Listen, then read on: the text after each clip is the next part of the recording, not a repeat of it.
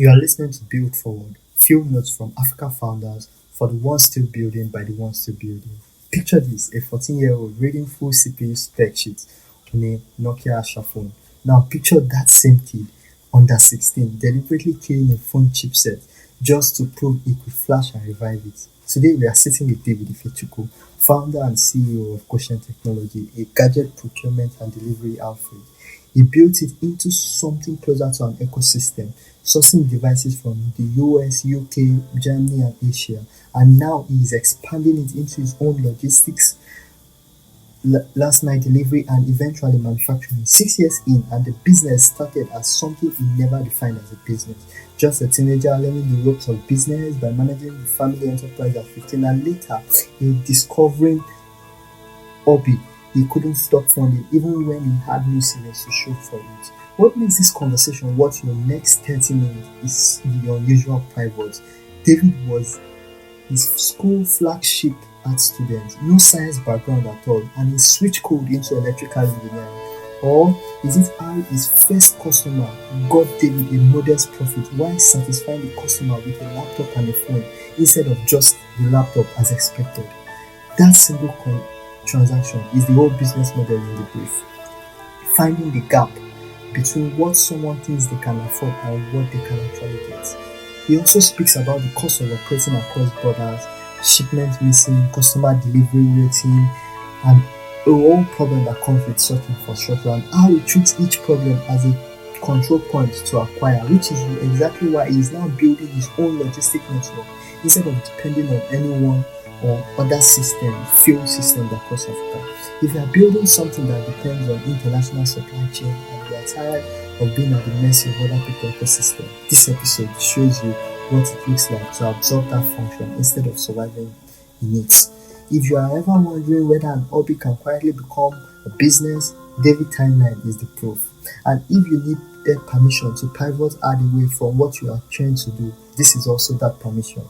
You are not here for a novelty story. You are here because you need to hear what it looks like to keep expanding your reach until you solve the problem across an ecosystem. Let's get into it.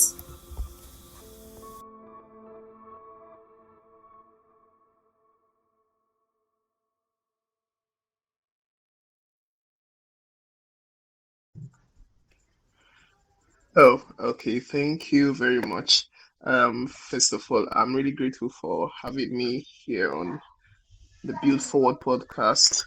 I can say um, the gap that this podcast is filling is one that is really wide. It takes an insightful mind to have identified that gap.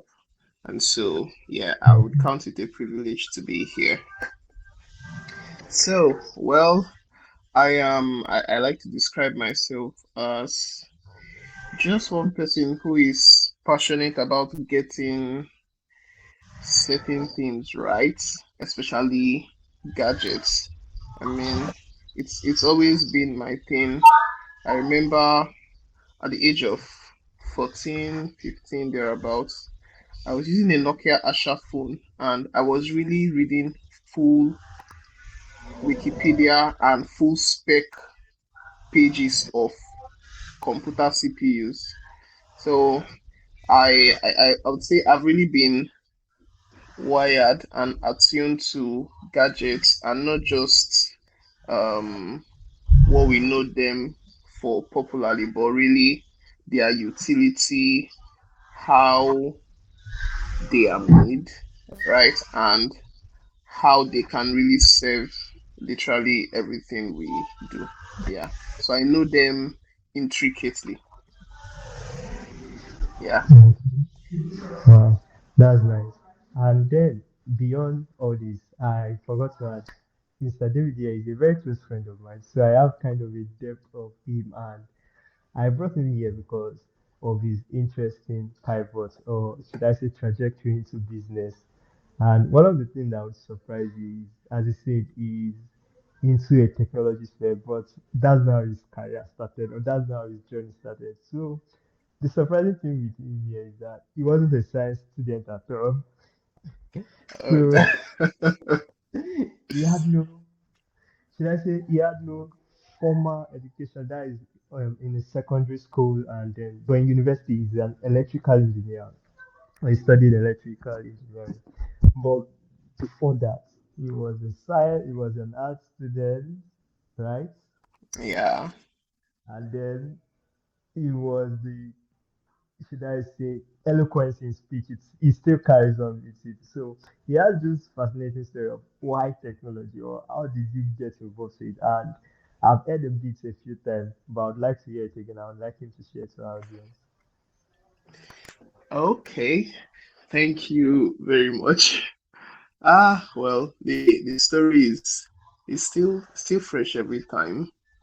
Uh, Going back to the day, I would just pick any point and find my bearing from there. So, Okay. ah, I was the flagship art student of my school. So I was the pride of art.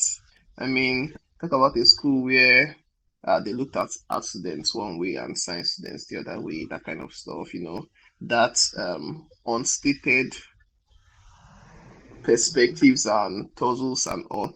And yeah, I was the pride of art. And yeah, I would mesmerize science students a few times, but I was proudly an art student. And so, but while all this was happening, while I was still very much in it, accounting, I just could not stay away from understanding analytically and critically down to the barest minimum how gadgets and technology works. I did not really see it as anything applicable or something that would decidedly affect um, what I would go on to do. But eventually, after secondary school, things began to become much more clearer. And yeah, it was a very sharp pivot. I mean, basically, I had no background in sciences as far as senior secondary was concerned. From SS1 to SS3, fully arts and humanities, and boom, I was switching to engineering. Not just not just any part of science, but yeah, core elect engineering. And so I would say my confidence in making that sharp switch was the fact that it really came naturally to me, at least knowing and understanding and relating with gadgets. It came very naturally. I just had a way of figuring out how things work. I mean, there's some there's some maneuvers that I had to do at some point that would sound unbelievable. So, for example, I have killed a phone while I was still an accident. I have killed a phone and I have flashed not the phone, but the CPU of the phone. Wow. So I was able to put the phone in a mode where I was able to use programmer files. I would not be able to explain in details right now, but I was able to use programmer files specifically for the CPU, the chipset on that phone, to flash and re basically revive the CPU because the CPU was dead. And yeah, unfortunately, I was also able to kill the phone after that. But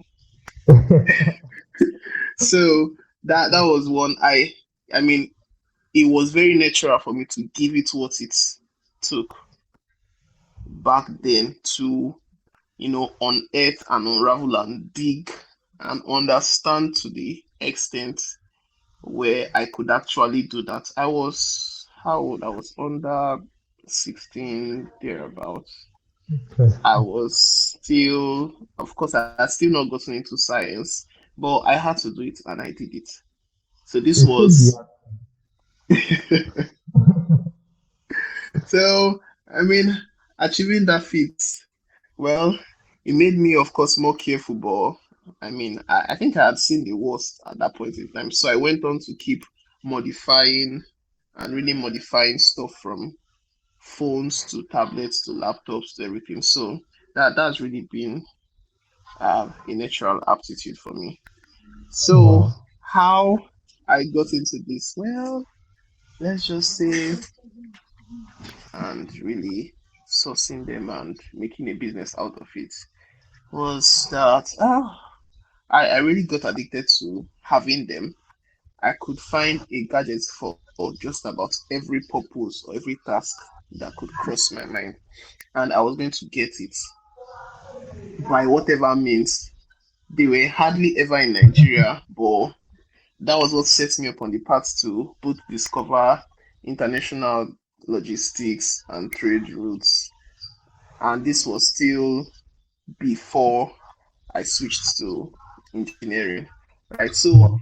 I, I, I mean, looking back, it was really always there, but I just was not seeing it, right? Interesting. But so I sought them out, I found them, I explored them, and I began to exploit them. So I think getting into this business was as a result of the disturbance that this caused because I was ordering things to different addresses in different parts of the world, and they started complaining that this is too much. You are ordering and buying too much, right? So, but when the complaint, I mean, nothing could really be done about it. I mean, the alternative was now, okay, since you cannot stop buying and stop ordering, why don't you turn it into a business, right? And do this for others. And Yeah. boom, that was how it was born. Wow. The story of Goshen Technology is quite in an interesting way. Very, very interesting. I think before we go deeper into the business as well, I've mentioned it to you a couple of times. Like your story is the typical Michael Dell story. Michael Dell too similarly, he started by decoupling and trying to fix Oh, and try yeah. to rearrange computers. So it's quite similar. It's quite similar to it. And in that regard, I would like to ask, while growing up or while as a child, did you have any intuition that I'll be an entrepreneur or I'll take even as you were doing all this and doing all this, was it that kind of like, should I say, different? Because we all know basically in the ecosystem there is a founder or an entrepreneur type of thinking or mindset or training or personality. So did you recognize it early on that your ways were not just the common man ways and you are going to diverge? And if you did, how was the whole journey as a child or mixing with your peers? Through Hmm. Oh, wow. Okay. So I think growing up earlier than I've recounted, earlier than the period I started recounting from, I don't think there was anything that really pointed me to entrepreneurship. In short, through my journey on the whole this whole tech and gadget sourcing and all, I I would say up until university, I really still saw it um as a career path. So I was looking at um I was looking at getting a when I stumbled upon science, right? When I made that pivot to science, I was actually looking at a career path, get a nice job based on your skills, gets to do this and that, and then rise in the ladder. ladder and keep going till but then I I mean, looking back, I realized that that was like just that was almost inconsequential because because I was always inspired to build stuff. So I think again before I realized I could switch to science with all the evidence I had to switch to science, I already had a book that I was I had not gotten it filled, but I had described inventions and innovations. Some of those innovations I had as ideas back then, some of them have already become products now, and there are some that I can't recount all of them, but there are some that have been announced as projects by top companies, but have not been realized till now. Wow. So, but then I just this one was just like a natural inspirational thing. So I did not really take cognizance of it. However, what really launched me into entrepreneurship was something totally different. So while I was having my ride and my jolly ride with my whole engineering and analytical intuition and all, something totally different was building me up and really bringing out the entrepreneur in me. So I think as early as 15 thereabouts, I had to manage a family business. I had to manage Wow. a family business from 15. Right? I mean, I was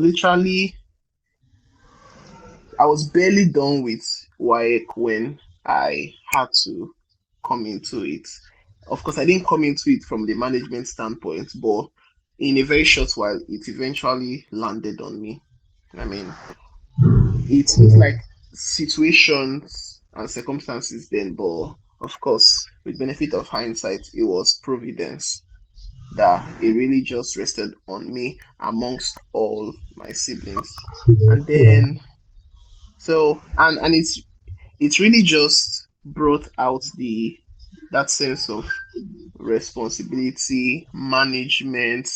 I came to understand customer satisfaction from way very early. Like I knew and understood all it took to have customer satisfied. I knew early enough the experience and the satisfaction you derive from satisfying a customer.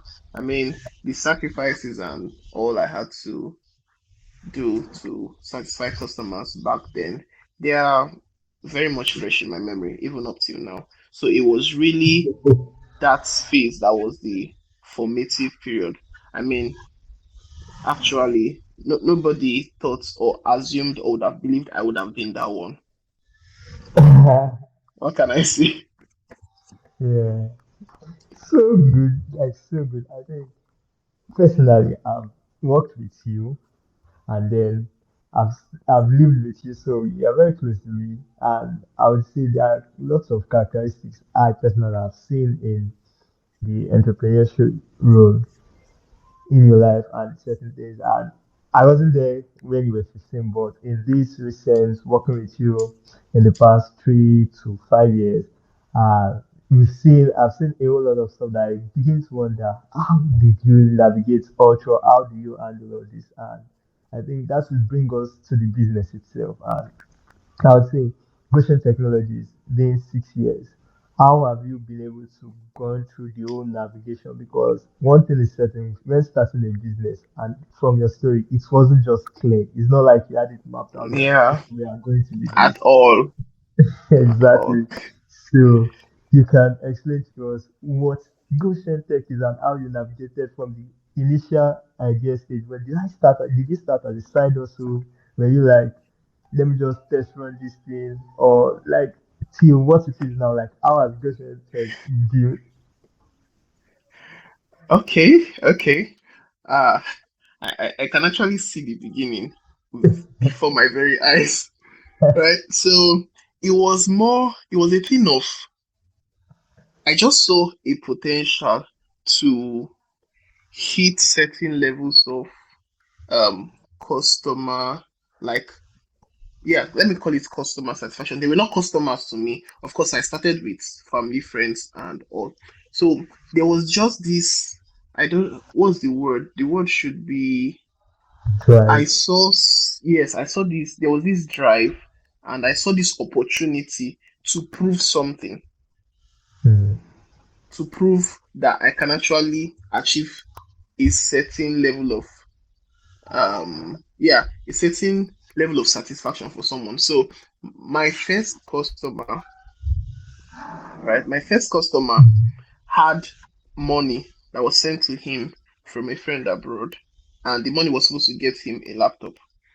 Now, the opportunity I saw there was to prove that the money that was supposed to get him a laptop could get him a better laptop and an iPhone.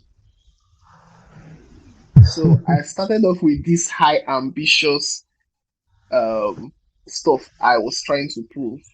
Yeah. And as God will have it, I proved it that first time.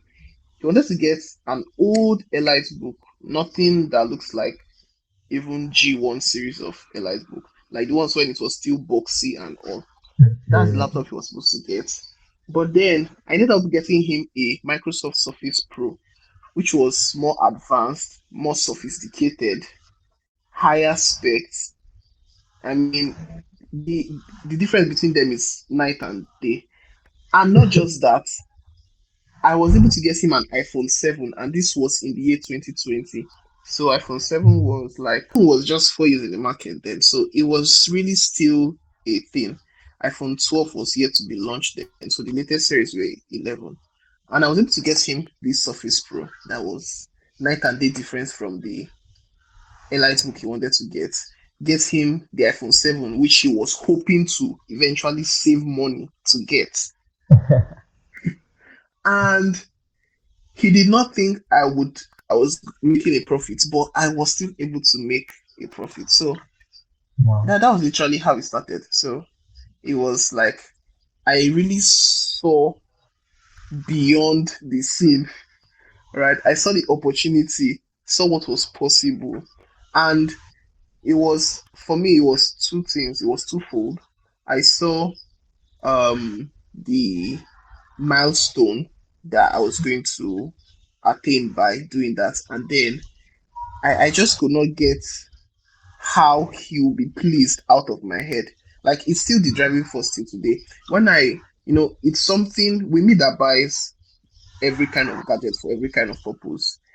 It's not like I have unlimited resources, but if I know there's a gadget or a tool out there that will do certain things for me, nothing should really stop me from getting it. So whatever it would take me to get it on my terms, I would do that. And I tend to aim for that for every single customer. So I would want the person to feel that same satisfaction, that same sense of achievement, that same, that you got something that would have been beyond your reach. That's actually it. Something that would have been beyond your reach. You actually got it on your terms. Yeah. Mm, interesting. So it started more as a point of like there is an opportunity, there is a proof here that you can actually, should I say, the market is not favorable at the moment, so we can get better, right? That was how it kind of started. And then the customer satisfaction when you deliver, should I say, the promise or the expectation or the image you had in your mind. Wow. So Yeah. from there, starting there, how did you navigate? Did you go through the usual? Because now in the ecosystem or in the ecosystem here as a founder entrepreneur, there's this should I say route of, oh, you get a brand name, you look for what you do, your description, like how when did you sit and realize, okay, I need to structure this thing well? And when did you sit and realize that, okay, what will this be called? Okay, how do I expand my niche? How do I manage?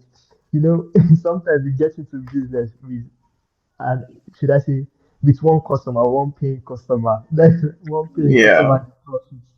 And then as it goes longer, you see that there's more opportunity and the whole restructuring and the whole defining and the whole growth and everything. Like, how was that whole journey for you? Okay. Okay. Well, ah, it was for a long time. It was really just a passionate hobby that I could make money from Wow. for a good while because I could not stop doing it. All right. So, in the Mm. absence of a customer, I would still get something that someone might need, and then I would offer it on a platter of gold because even if you're coming to buy, that's literally what you would still get. You really just get things on a platter of gold. So for a good while, it was really just a passionate hobby until that would have been 300 level in university when I figured out that it could be so much more. I mean, I was asked once, Dave, do you have savings or don't you have savings? What exactly are you doing with this? And in answering that question, I realized that I never kept cash as savings. All my yeah. That's- And to a large extent, till today, I have not still come to keeping cash as savings. Mm. So at that point in time, it already did not make sense to me that I would save money when that money could have been something productive. It could have been a product that would be productive, that would be useful, that can eventually generate more money. So it was in realizing that I began to take a closer look at my finances and see that, oh, this thing was already occupying so much of, already taking like a huge cut of my financial life, so to say. Like it had already enveloped my financial life. So I now began to take it more seriously. And then it became more of a business outfit. And then restructuring the journey and all. I would say it has been from one revision to the other. So at some point, it was a thing of a hobby, but a blend of a hobby and a business. And then it graduated to really be a business that I could bring in other creative expressions into, right? So of course there's gadgets reviewing and stuff which I do both officially and unofficially, both when requested and without any request. And then eventually now it's becoming an ecosystem. So um yeah, it will probably be talked about further in the podcast, but yeah, it's really shaping up to be an ecosystem now. So it's beyond just the gadgets themselves, but um, the earlier stages in getting gadgets as well as fulfillment and delivery and all. Interesting.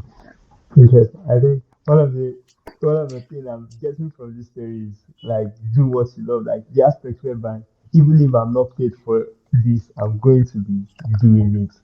So that's like I'll do it exactly anyways.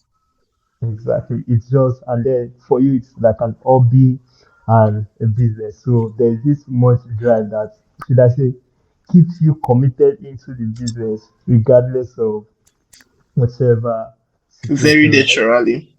Yeah, Exactly. very naturally. So wow, wow. And then I think we would go into the a bit of like now the challenges that you've gone through, especially in because one thing in this business, as you said, is and you mentioned one challenge where which is your trade route. In the sense you get it from one place to another place, these people complain and this and this. So not many people go into business doing, should I say, doing that kind of international trade early on. Sometimes many of the business or the founder stories either software which does not have to do with much interaction of third parties like that, or you're doing something that you're delivering and locally produced. But yours has been going to the international world, America, Germany, UK, and the rest to get these things and deliver down to you. So I know that comes with a whole lot of complex challenges, right? And that comes with a whole Yes, lot of. sir. So can you just brief us into it? Maybe starting from there, like how has it been for you? Sure, I would very much love to do that. Yeah, go on. Because that very first that very first customer Delivery. I referenced, the delivery and fulfillment did not come until 2 to 3 months later. Wow. Wow. So my very first endeavor was met with COVID strike, of course. Yeah, that was what happened. So COVID already told me that, oh, this is not business as usual, oh, just so you know. Things are not always nice. One thing can happen in this part of the world, and boom, The first lesson. you can see all shades of. So yeah, that very first one was not smooth, but ah, it was something to go through, and going through it from the very onset and not being crippled by it, I would say it's it's it's just testimony to the fact that it was really deeply ingrained in me to do this. It did not deter me, it did not slow me down. I was simply just rapidly adjusting, evolving to find out other ways to tackle different things. So when that order was finally delivered, I mean, the satisfaction and for me, what I achieved cost wise, yeah, it's overshadowed the whole waiting and all that it looked like. I mean, the whole harrowing period of uncertainty and all and all and all. Yeah, it did that.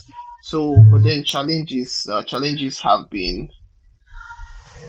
too numerous. I mean, uncountable. I can't count how many shippers I've been through, both from US to UK to Germany to some other parts of Europe and of course Asia too. I can't really count how many shippers I've been through, and well, there have been losses because it's not just a thing of exchanging memos. Oh, due to this and this and that, it usually comes with costly losses at different points in time. I mean, earlier enough, I knew what it meant to let go of a gadget for a shipper. As early as that, that's how I was welcomed into shipping from US. Yeah, I've had Yeah. a situation where um a shipper is supposed to ship something, it gets to the person, and then the story is different from what you were made to know earlier. You get to pay exorbitant costs and still lose the item. Yeah, Wow. yeah, it did happen. I mean, an item got to a shipper. I had done my due diligence to make inquiries to ask questions. I mean, sometimes people have real lapses in their communication or the information they put out there and the information people interact with and the information even their customer service gives to people making inquiries. And Yeah. many times they are not even forgiving enough because of that to be considerate. So I made my inquiries, sent something to this shipper in US, it got to them, I got a different story. Oh, I have to pay so and so amount for them to return it to somewhere else, just anywhere else in the United States because they were not going to ship it. Wow. And then after I got around to getting them the label and spending the money they requested I spend, it was unfortunate that they claimed, oh, it had been more than 21 days or how many days from when they raised the issue with me. And so I had to let go Okay. of the item. It had been liquidated or something. So the item was lost. The money I had paid to return it was lost. The return label lost. I mean, I was just thinking back on, I don't know how I survived all these things really. Yeah. But that's just the some those are some of the most relatable constraints. Many other things have to do with really navigating the hurdles that you actually have to escape before you get things done successfully. Like shipping gadgets from the UK to Nigeria. Ah, it's not funny at all. It's not funny at all. Yeah. So most of the challenges come with international regulations, logistics, and all that affects it. Talk about wars, talk about policies, talk about incidents, like when anything battery, including power banks, had to be prohibited from flying. It's just, it happened and it affected several things. So we're constantly having to adjust and reinvent the wheel several several times. And sometimes it's become so natural that you don't even stop to think about it. You just have to adjust. Wow, wow. I mean, that's like something. So, in regards to that, do you think in any way there is a future? Like do you see a solution, or this is just a problem that has to be, should I say, every business owner or everyone going through the trade routes have to just go through patiently, or there is a solution? Like, many times when when we are outside of a system or an infrastructure and we are facing the problem, we can many times we see a solution to it. We know that it's not supposed to be this complex. So can you share, maybe someone listening to us might be interested in going through that area and would love to hear your ideas, or a major player can hear. So can you Okay. please? Mm, Yeah, many times the solution has to be created by you or me who really sees or experiences the issue. mm, Yeah, the solution usually has to be created most times, especially in our part of the world, in Africa. There's a lot of gap. I mean, there are many things that people do not have to think about abroad. Like, if not for UK, the whole Brexit and all, anybody buying anything within Europe did not have to think about many things. It was as simple as placing an order and getting it. But in our own parts, you mostly have to create these solutions. And one thing it usually demands is that you expand, call it your capacity or your reach to beyond what level or what stage the chain of um in the chain of production and delivery you service. So for example, I'm into the procurement, call it the consultation, procurement and delivery of gadgets and stuff, if we have to call it that. Now, several other steps are there. Um there's the manufacturing of mm, the gadgets, so to say. So from manufacturing to sales to reselling to the whole logistics involved to delivery to the last mile, then to the other services that support this whole business. So I'm expanding from just the buying and selling. I'm now expanding to control more. That's the more factors I have control over, exactly. the better it is for me. So most times we just have to expand to control more factors. I'm currently aiming at sorting out my own international logistics myself. So I don't have to depend on whatever any um, player in that field issues or puts out as systems. I get to move things around the world on my own terms. I'm also expanding to local logistics because normally I service customers nationwide and there's no one service that fits all customers nationwide as per moving items from where I am to the final customer. So this, if I can, lay my hand on these two, both the international incoming logistics as well as the last mile delivery and stuff, I would have created 80% solution to most of the issues. And then at that point in time, of course, I would see more issues that the solution to it would usually require I expand even further. I mean, manufacturing is not far-fetched. Wow. Wow. Yeah. I mean, I'm getting the whole sense of like as the as the problem, or as you begin to realize more problem in the industry and you get opportunity to, should I say, understand them, you begin to build solutions. So that's how Goshen Tech is actually growing from starting out Yes, sir. in customer delivery or customer satisfaction. You get into, okay, now the gadget, you saw the space in the gadget and you fulfill that. Then now the logistics, you are fulfilling that, and manufacturing, you are fulfilling that. I believe the manufacturer is also coming up from the department. Let me say two phone companies, for instance, have different specs, and why can't they just add the specs and create this device? Together as one device. Exactly. So that's how you're building forward. If I'm to put it, that's how you're building forward in the Yes. sense that you're interacting with the problem.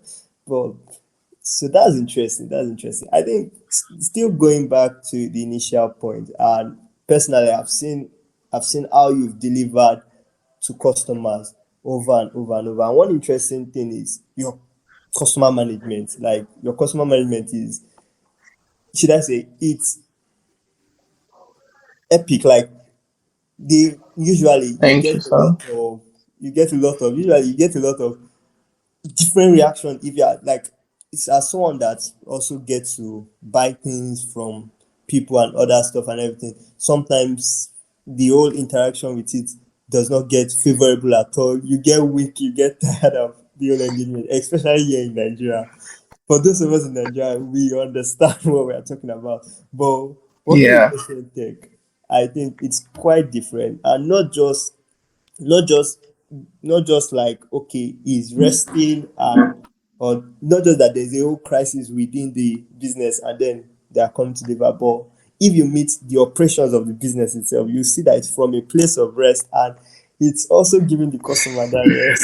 So you need to share more insight for us that are building, because the anxiety and the troubles in building is a lot, but that's rest that allows you to deliver exceptional quality customer service to people. You can share more with us.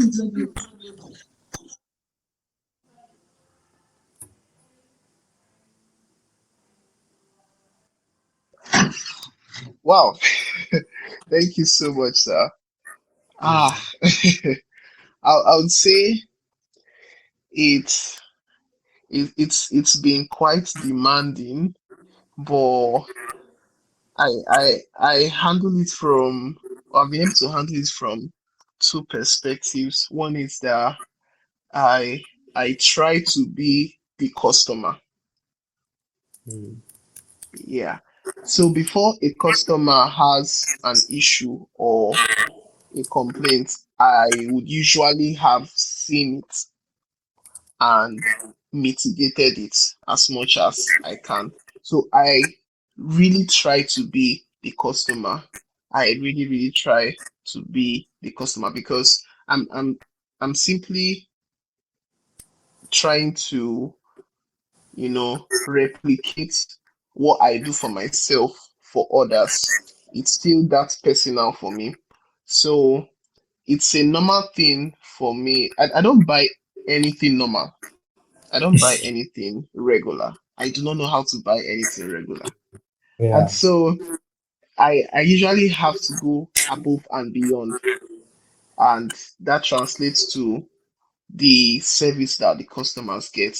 And then there's the fact that naturally, that's the second part, the fact that I'm naturally really wired for this stuff. So the way I think and understand gadgets, um, honestly, I'm not sure I've met someone who understands them that way. Right. So Mm. there's the natural aptitude for it. There is, yeah, and there's the fact that my promise to the customer is that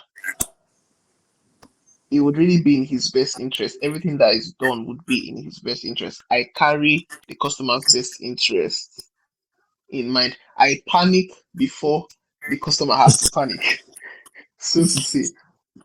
So, and yeah, I'm already, trying to put measures in place to make sure the person would be as satisfied as I would be if I was making the purchase.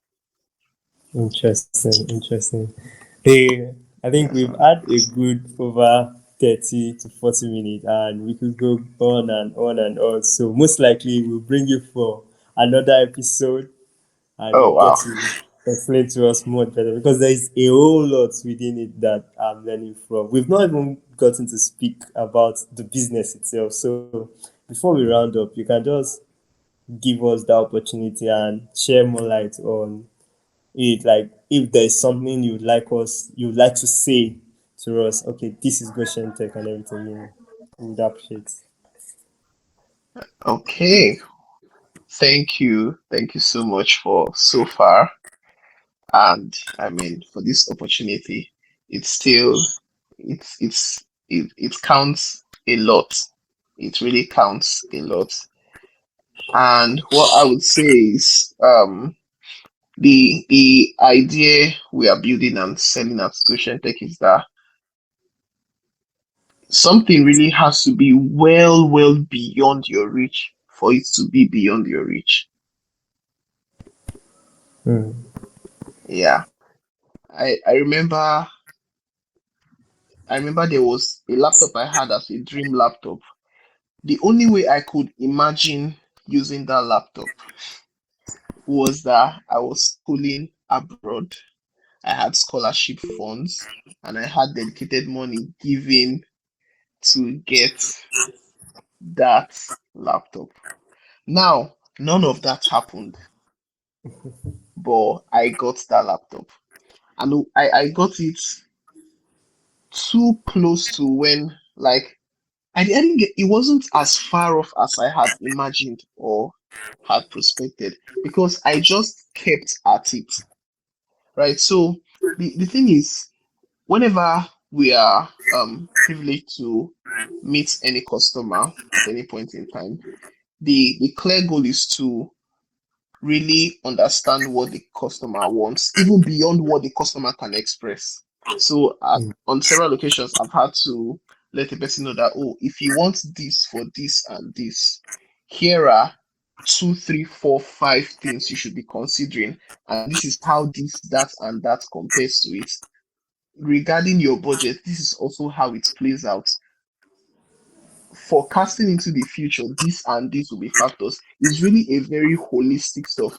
And most people will not understand how holistic it is because I tend to deliver it so naturally. But yes, that's the promise that if you really need something for your purpose or your need or what you need to get done, it shouldn't really be beyond reach. And so far, we've had tens, I mean, almost 100 times to prove that, oh, what a person thought would have been beyond their reach was truly not beyond their reach. So that's really it. Interesting, interesting. Uh, so I think a closing word would simply be the build forward itself. We are generally sending out a message to investors, yes, that are interested in Africa and also potential founders. And that's basically it, giving you a documentary, giving you a story, telling you this is how it is building in Africa. Prepare yourself or pick a problem and try to solve that problem. So that's basically the build forward. And in closing, I would love you to like share, in addition to what the build forward is, to share what you think, a problem that you think, okay, this audience should focus on or should work towards, or a speech that can push them to build forward. Okay, okay. So in building forward, yeah, I would say we have to look inward, not from our external lenses, but from a limitless and boundless and ambitious lens, right? And we would definitely always see something that we can offer on at a cost or at a price that will cost us less than it will cost someone else. Right. So if we look inwards with the right lens, if we look at ourselves as little as we may be, maybe a person, an individual, a team, an organization, a startup, or something, we would find something that we can really offer that would it would cost us less than it would cost someone else. And then truly you would never see the full scale at the onset. But in taking all the steps one after the other, it would just keep getting bigger and bigger. Like I said, it was really a passionate hobby that I could not stop for a good while. And now it's something that it's grown to become something that would span Africa and you know. So I tend to tell people that, and it's something that drives, for example, Africa's richest man, Dangote. He said something. He Yeah. said 70% of Africa's population is under 30. So by implication, it means Africa is where everyone should have their eyes on. Africa is the market. And while that's what it is on a global scale, for we Africans, it means we should already open our eyes to things that should be done in Africa that are already being done in the Western world, already being done in the East, and all and all. We should really open our eyes to these things and tap into them already. Yeah. Yeah. So of course, enough of exporting ourselves to Europe. We've, I mean, we've done that a lot. Many people will still do that, but I would say even Europe is now looking at Africa as the market. So Interesting. we in Africa should really see Africa as that market. Very interesting. Yeah. Thank you so much. I think if I'm to just say one sentence I got from what you just said is look for a problem that it will cost you less than it will cost others. It's reminding us that it's not going to be easy. It's going to cost you, but Oh in the yes, it long will. run, it's costing you less than it will cost others. Thank you so much for this conversation. Excellent. Thank Thank you, you sir. for being on the Build Forward podcast. We hope to see you for another episode. Well, thank you very much for, I mean, kicking this off and, for seeing this in the first place. I mean, I would say it again. The level of insight it takes to see this gap and even then take these steps to fill this gap. It really blew me because I tend to see what Africa would benefit from this in the coming months. You could be thinking years, but it could actually be months. But yeah, Africa has a lot to benefit from this. So thank you so much for doing this.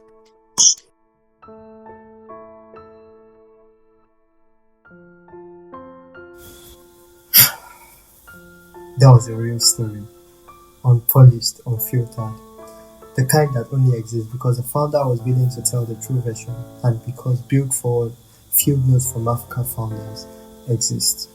Africa entrepreneur story is being written, and we are making sure it's not going to be written without the founders who are actually living it. If today's episode opened up a question about your business, about positioning strategy, or what's the next stage of growth actually require, Xpress Digital Co exists to walk through with you. We are a strategy-led digital firm built for founders at the inflection point. Find us at xpressdigital.org or the links in the show notes. And if you are a founder with a story worth documenting, early stage, growth stage, still in the work, Application for the podcast are open at xpressdigital.org. Build-forward. Xpressdigital.org. Build-forward. Your journey certainly contains what the next builder needs. We want to hear from you. And to you, the ones who made it to the end of the episode, thank you. You are part of this recording being built. Share this conversation with one founder who needs it. Build forward.